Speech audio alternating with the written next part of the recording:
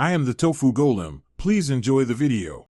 In this video, I will show how to make peanut butter overnight oats. First, combine 1/2 cup of rolled oats with 1/2 cup of your preferred milk in a jar or container. Next, add 2 tablespoons of creamy or crunchy peanut butter.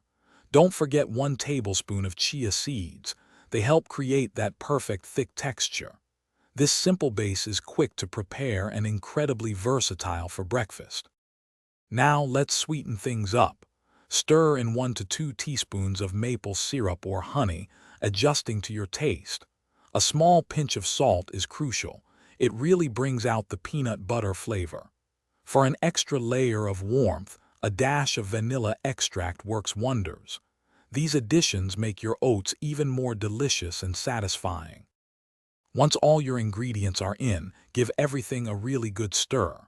Make sure the oats, peanut butter, and chia seeds are fully incorporated. Then, securely cover your container with a lid.